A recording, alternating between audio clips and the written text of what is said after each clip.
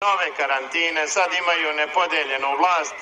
Za NATO, za okupaciju glasalo je 80% otvoreno, jer Đilas i Vučić zajedno imaju 80%.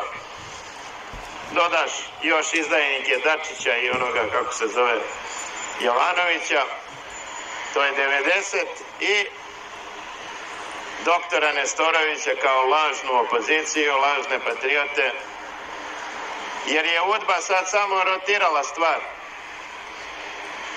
Izbacili su Boška jer je već izanđao, dali su mu da bude na ivici cenzusa,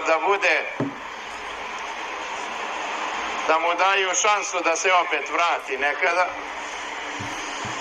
a za to vreme su doveli doktora Nestorovića koji govori ovo što mi ovde govorimo delimično, ali krivi su neki tamo globalisti, Šiptar Vučići preko koga se sve to sprovodi, on nije kriv, sa njim će sutra dođe u koaliciju preko sutra i to su te priče.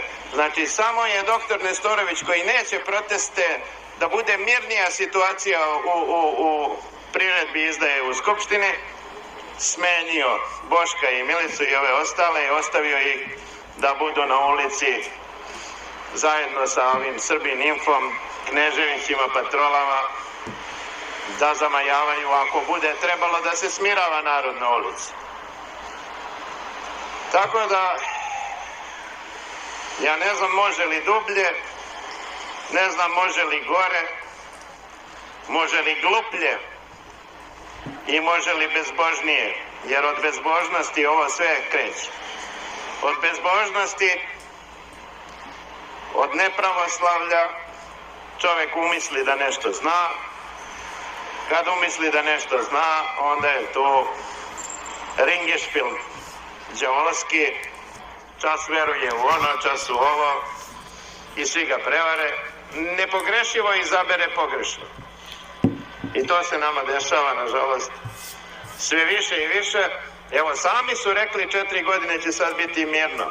Možda samo ponove ove beogradske. Nekako da Nestorović ima zadatak da negira neće ni s kim, da bi se na kraju moralo da se ujedine oni koji su u stvari od početka zajedno, a to su Vučić, Šiptar i ovaj komunista Đilas.